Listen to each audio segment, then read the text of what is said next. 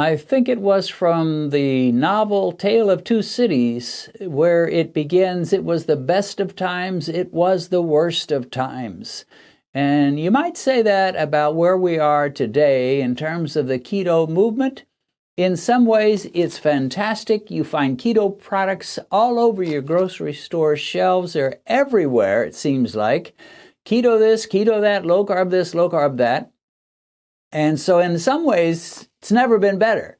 When I first knew I had to go low carb, Atkins craze was just dying out, and within a couple of years, there was nothing. I mean, just nothing you could find. No low carb bread, no low carb muffins, no low carb bars hardly. I think there may have been a few, but not much. It just all died out. Today, it's back with a vengeance, and they're everywhere. And if you didn't know better, you would say, wow, this is fantastic. I'm just going to buy some of this and buy some of that and buy some of this and buy some of that, and I'll be good. I don't even need to test these products because they say keto on them. Keto. So that means they're good, right? Well, there are some problems with that. I admit, I was naive when I was just getting into these things. And I just assumed if something had very few net carbs, I didn't even really need to test myself. If it's like 2 net carbs, well, no problem. Nowadays, I know a little better. I don't trust the keto products entirely, but on the other hand, I have not given them up entirely either. So, little fella, I know you say keto culture, bread, but I don't trust you. I'm not sure about you. You say, well then, Dennis, what are you doing with it? Well, here's the thing. I've always been one who wants to make things relatively easy on myself if possible. I'm not a martyr. I didn't set out to try to come up with a diet that was the hardest possible diet to ever keep. It's like, I'll show everybody, I'll be so tough on myself that nothing sweet will ever cross these lips, and I'll just eat cucumbers and celery and some lettuce and some meat, and that's it. I've never been like that. It's like, whatever I can eat and my glucose doesn't run away with things, I'm for it. So when I look at all the keto products, it's very tempting, and I'll have to confess right up front, I use them, but I use them in a limited way. So that's what this video is about, how I do it. Again, this is the Sunday series, How I Beat Diabetes. So I'm not even saying this is how you should do it. This is how I do it, okay? So let's start with this bread, keto bread. Now, if you look at the back at the nutrition info, it says total carbohydrates for a slice of bread is 12, which is pretty high. 12 grams of carbs. Again, if you've got a sandwich and you're putting top and bottom on, you're up to 24. But because this is keto bread, they've got that manufactured fiber that they do. They throw in all kinds of ingredients, and I guess they compress it. I don't even know how they come up with it, but they create what I call a fake fiber. It's not really a natural fiber, but it's a fiber, and it enables them to be able to declare that out of these 12 grams of carbs making up one slice of this keto bread, only 1 gram is a net carb. 11 grams are fiber. So 12 total grams minus 11 fiber grams equals 1 net grams. The problem? I'm not sure that we can really trust that. I've heard again and again from people that said, hey, it said keto, it had low net carbs, didn't work for me. So again, the question is, well, Dennis, what are you doing with it? I do use these products, but I do vet them. I test them, and I use my meter. But here's the other thing. I use them in a limited way. They are convenient. There's no question about it. How do I use it? Well, number one, I don't use it that often. Number two, I never have 2 slices. Normally, when you think of bread, you think of 2 slices, top and bottom. You make a sandwich. I make my sandwich with the bottom slice, obviously, not the top. It all fall down. The bottom slice, and then I put things on it. I don't do it a lot, but when I do it, my limit is 1. And my glucose meter tells me that works. One of the secrets that I employ is if I do use some of these store products, and believe me, the kind that you make yourself is almost always going to be better for your blood sugar than the kind you buy at the store. So if you don't mind making homemade keto bread, and there's gobs of recipes on the internet, you can do that. All right, let's move on to number 2. And this is the keto snacks, the keto bars, keto snack bars. It is my habit to have a bit of these with some coffee after lunch. After my lunch, I go up into my den and I will have some coffee. I'll put on some praise and worship music. I'll have me some keto snacks, and then I will listen to the music and worship the Lord and talk to the Lord. So, again, I don't trust these entirely.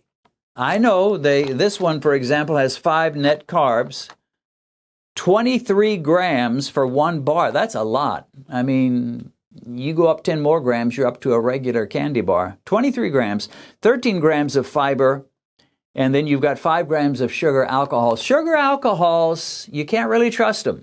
Sometimes they work, sometimes they don't. Sometimes they give you diarrhea, sometimes they don't. So it's an individual thing. You got to find out, A, do they really keep me from spiking too much? And B, do they give me diarrhea? Because if they give you diarrhea, it's not really worth it. But the other thing that I do, once again, is when I have my little after lunch coffee,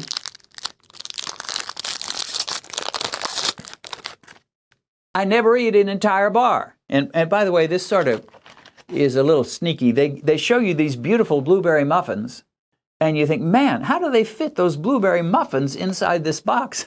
And the answer is, these are not blueberry muffins, obviously. They've got a blueberry flavor. Now, it does say protein bar, so they're not exactly lying, but the picture, if you didn't read the fine print, you'd think you're getting a real blueberry muffin. What I do, though, when I have my coffee is usually something about this size. I will break into about 3 pieces.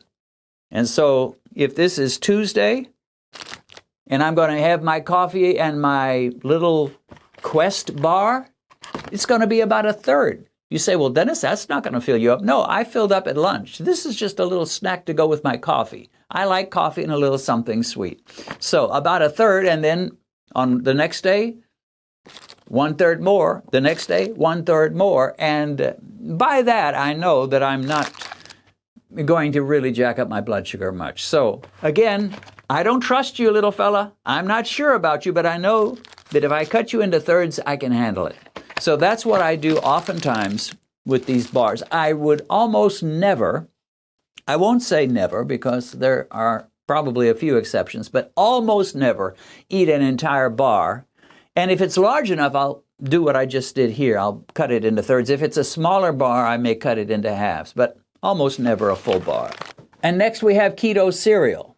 Now, I'm a cereal lover from way back. I mean, when I was a kid, I would rather have had a bowl of cereal than a nice steak dinner. I just loved cereal. Loved it all. There was hardly a cereal I didn't love. If it was sweet enough, I didn't need sugar. If it wasn't very sweet, like Wheaties or Corn Flakes or shredded wheat, then I'd just dump some sugar on it, and either way, it was good. Now we've got these keto-friendly. It's called ratio keto, and the word friendly comes at the end, so that, that should impress you, right? Keto-friendly. What does it look like here in terms of carbs? For 1 cup, which very few people would eat 1 cup, then you've got 19 grams of carbs, 3 grams of fiber, 7 grams of sugar alcohol, so you deduct 19 from 10. Again, the sugar alcohols are iffy. They're not a guarantee that they won't raise blood sugar. They may raise your blood sugar, or they may give you diarrhea. So you got to be a little careful. But you know what? It seems to work for me. And so you're getting 9 net grams of carbs, which is still quite a bit. I mean, more than you might really want. But here's how I do it. I will pour a smaller amount of this in my bowl, maybe half of a bowl, maybe a little bit less or a little bit more, but not as much as I would normally eat. And then I'll fill up the rest of the bowl with natural ingredients like these pecans or these sliced almonds or these coconut flakes. These are really good.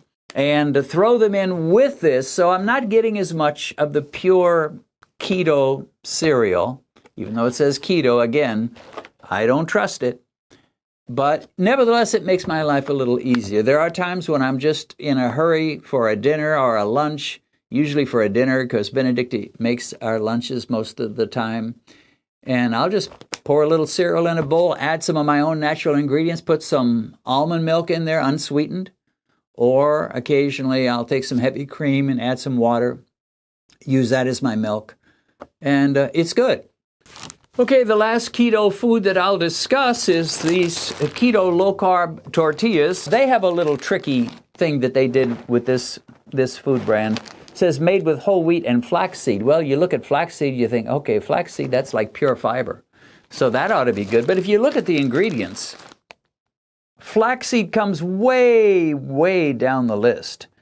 I mean, just way down the list. 2% or less of the following: virgin olive oil, salt, xanthan gum, ground flaxseed. So, I mean, it's just so far down. It's like they took a little tiny pinch, boop, flaxseed, and then they proudly display it. But be that as it may, this works for me, and I've tested it several times, and it just seems to work. But again, I don't totally trust it. So what is my response? My response is, I'll only use one of these. There was a time when I'd use two. I made a video about making a pizza with two of these, and I don't do that anymore. And there were times where I would have Benedicta. Usually I don't normally make it, but she would make the quesadillas and have all that cheese and chicken in between two of these low-carb tortillas. Again, that was in my more naive days when I just assumed if the net carbs look good, then I'm good. And if they've made this a keto. Actually, I'm looking now, it does say keto friendly. So yeah, it says keto friendly. They use the K word, and that doesn't always guarantee, but for me, this does work, so I keep it. However, since I learned how to make these almond/lupin flour tortillas, and they really, you can make them quickly, and you can usually make 4 good-sized tortillas, a little bigger than this if you add a few more extra ingredients. And that's going to last you for a while. So I am tending to lean more toward these, but I'll be honest, I'll probably still use these occasionally for pizzas, one tortilla, or as a wrap for something or other. So the balance is this: they're convenient, they make your life a little bit easier, your lifestyle a little bit easier. You want something you can live with. The problem with some is they get so intense into this, they just fall apart, and after a while it's like, I'm done. I'm going back to the old way. I've never been tempted to go back to the old way. One reason for that is because I test myself. Another reason is because I do make these little compromises here and there, and they make my life nicer and sweeter and better. Thirdly, I'm a little cynical about everything everybody says in the name of keto. There are certain keto standard doctrines that are repeated so often, you just assume they came straight down from Mount Sinai with Moses, because you've heard so many different keto so-called experts say it again and again. But I think one of the reasons is one guy says it, another guy picks it up, and another guy, and before long it becomes a mantra. It becomes a law. It came down from Mount Sinai. No, it didn't. So, for example, some people say about keto sweets or low-carb sweets using non-nutritive sweeteners. Well, if you eat those, that'll just make you want to eat more. Well, maybe there's some truth in that, but I've been doing it for 20 plus years. And yeah, I do want to eat more, but it's not like I'm out of control. I'm very limited. As you can see, I take one of those bars and break it into thirds. I get about 2 or 3 bites with my coffee. So it's not like I'm a slave to those low-carb bars. And others people say, oh, if you eat those, you'll just gain weight like crazy, even though they don't have sugar in them. They've got all this other stuff. Well, I found one rule about me gaining weight, and I do struggle with weight occasionally, but my one rule is the more I eat, the more weight I gain. I know that's not an official keto mantra. The mantra is you just do low carb, you don't have to worry about weight. And it does help to do low carb for sure. But the thing I found in my own life is the more I eat, read my lips, the more I eat, the more weight I gain. And when I cut back on how much I eat, my weight goes down. Now, that's what I found out for me. If you found out something different, so be it. Now, the average person that goes keto from a standard diet, they'll lose weight like crazy, just all over the place. They will shred those pounds. And part of the reason is they're not pumping up their insulin, and insulin will cause fat to store. But another reason is all they know is pretty much what they cannot eat. I can't eat this, I can't eat that. I used to eat this, I don't eat it anymore. I used to eat this, I don't eat it anymore. So of course they're going to lose weight. People do that on the vegan diet. They go from a standard diet to a vegan diet and they lose weight. Not everyone, but many do. So pretty much any time you go from a standard diet, just eating junk and high fat, high carb, high everything, and then you move to a more restricted diet, you almost certainly will lose weight. That doesn't really prove much. However, if you keep your appetite under control, then you will keep your weight under control. That's my 2 cents for it. So anyway, this is how I do it. Yeah, I do go to the stores and buy some of these products. I don't overdo it. I trust the stuff I make at home more than the stuff I buy in the stores. This is a homemade tortilla that I made, Dennis Pollock made. This is one I bought in the store. I trust this guy. I wouldn't mind having something with 2 of these. I wouldn't do it with this. So I do trust the homemade products more. But I'm going to use them here and there. If you've recently been diagnosed with diabetes and you've just discovered this channel, let me recommend that you go to our Uploads page, which will give you access to every diabetic video we've posted since we began. As you work your way through all our videos, I believe you'll find the help you need. A link to our Uploads page is in the description.